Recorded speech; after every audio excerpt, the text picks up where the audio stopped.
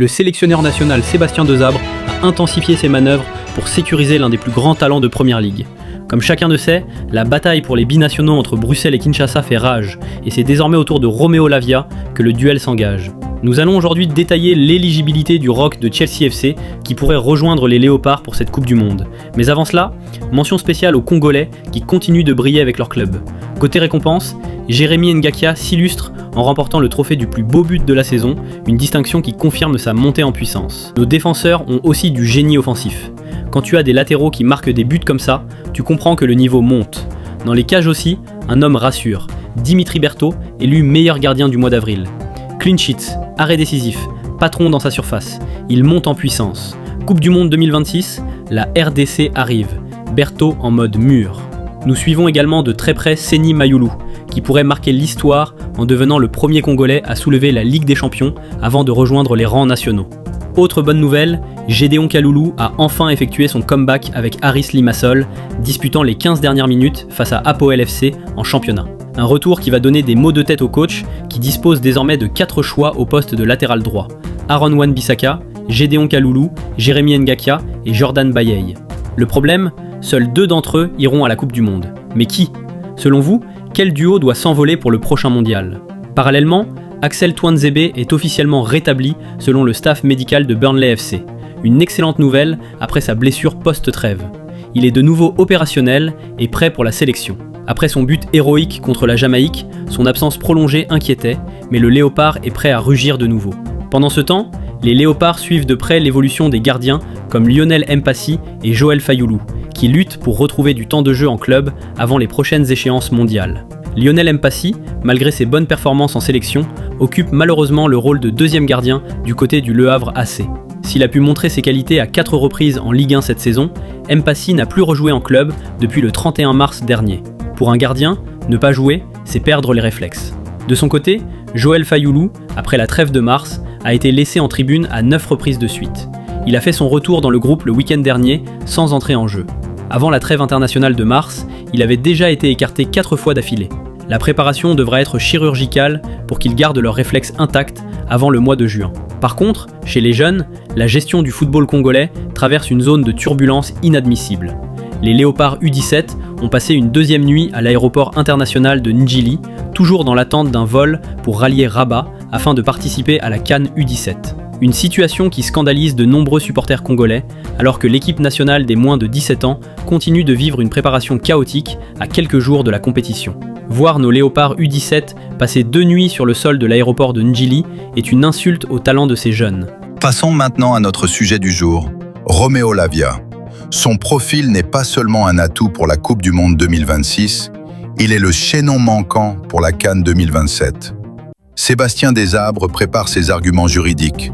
Avec un seul match amical pour la Belgique à moins de 21 ans, la loi Munir ouvre grand les portes des Léopards au milieu de terrain de 22 ans. L'ambition est claire, ramener cet enfant du pays à la maison pour aligner une formation plus compétitive que jamais. La loi FIFA est limpide sur ce point. Lavia n'a joué qu'un seul match amical avec les Diables Rouges avant ses 21 ans. C'était en juin 2023 face au Pays de Galles. 0 match officiel avec la Belgique. Conséquence directe, le feu vert est total pour la RDC. Pourquoi c'est énorme ? Milieu box-to-box, volume de jeu XXL, relance propre. Lavia, c'est le profil qui nous manque au milieu. Il joue en Première Ligue. C'est du très lourd. Un autre dossier brûlant est celui de Seny Mayulu. S'il choisit les Léopards, il pourrait déjà devenir le premier Léopard à avoir gagné la Ligue des Champions, voire 2 Ligues des Champions, et devenir un pilier du projet de Desabre. Le jeune joueur fait face à un choix historique. Rejoindre la lignée de Claude Makelele avec le Real Madrid CF en 2002 et José Bossingua avec FC Porto en 2004, puis Chelsea FC en 2012, ou écrire sa propre légende sous le maillot congolais. L'objectif est désormais de bâtir sur cette attractivité nouvelle. Si la situation de certains cadres comme Théo Bongonda ou Grady Diangana inquiète à cause de leur manque de rythme depuis mars, l'arrivée de 109 devient une priorité. Théo Bongonda n'était pas sur la feuille de match lors des 8 dernières rencontres du Spartak Moscou après la trêve de mars. Son dernier match en club remonte au 14 mars 2026. Grady Diangana, blessé en sélection, n'a toujours pas retrouvé le terrain avec Elche CF. 5 matchs ratés après la trêve. Cependant, il est resté sur le banc lors des 2 dernières rencontres du club en championnat. La RDC attire de plus en plus de talents formés en Belgique, preuve que le projet sportif devient enfin crédible aux yeux des binationaux. Depuis quelques années, un phénomène attire l'attention dans le football africain et européen. Plusieurs jeunes talents formés dans les académies belges choisissent finalement de représenter la RDC sur la scène internationale. Sébastien Desabre prouve à cette jeunesse que le pays est prêt à leur confier les clés. C'est l'avènement de la génération Lumumba. Et ce mouvement n'est plus un hasard. Des joueurs comme Mathieu Epolo, Noah Sadiki, Théo Bongonda, Mario Stroikens, Ngalayel Mukaou, Rocky Bouchiri ou encore Michel-Ange Balikwisha symbolisent cette nouvelle génération fière de ses racines et séduite par le projet sportif des Léopards. Et aujourd'hui, un autre nom fait énormément parler, Jorti Mokyo. Son dossier suscite déjà de nombreuses réactions des supporters congolais comme belges, preuve que la RDC devient de plus en plus crédible dans la course aux talents binationaux. D'ailleurs, Mathieu Epolo s'est confié en conférence de presse. « Je le connais parfaitement, c'est un excellent joueur, très posé. Il a pris la décision qui lui convient le mieux, il est encore jeune. On lui impose énormément de pression pour son âge. J'ai échangé brièvement avec lui, on verra bien. S'il nous rejoint, ce serait un atout pour nous. Mais il faut le laisser en paix.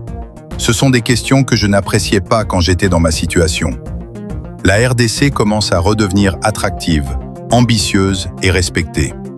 Les performances récentes, l'engouement populaire et la passion unique du peuple congolais jouent un rôle énorme dans ces choix. Pour la Belgique, voir autant de jeunes talents se tourner vers la RDC doit forcément pousser à réfléchir. Mais pour les Congolais, c'est surtout une immense fierté de voir les enfants du pays assumer leurs origines et vouloir écrire l'histoire avec le maillot des Léopards. Le football moderne ne se joue plus seulement sur le terrain. Il se joue aussi dans l'identité, la fierté et le sentiment d'appartenance. Et sur ce terrain-là, la RDC marque de gros points ces dernières années. Les démarches envers Roméo Lavia et Seny Mayulu sont des signaux très positifs. La liste pour les prochaines rencontres est attendue avec impatience entre le 11 et le 15 mai. Préparez-vous, car des surprises de taille pourraient y figurer. Nous espérons que la préparation sera optimale afin que l'image de la RDC brille enfin après des décennies d'attente. Avec Lavia, Mayulu, Berto, Wan-Bissaka et toute la génération Lumumba qui pousse, on va au Mondial 2026 pour faire quoi? Pour participer ou pour choquer le monde? Like la vidéo pour montrer qu'on est sérieux. Partage massivement pour que ça arrive aux familles de Lavia et Mayulu. Abonne-toi et active la cloche parce que la liste de Desabre arrive et je te jure que tu ne veux pas la rater. Portez-vous bien et à bientôt pour une nouvelle séquence. Ensemble, nous allons faire briller la RDC après 52 ans d'attente.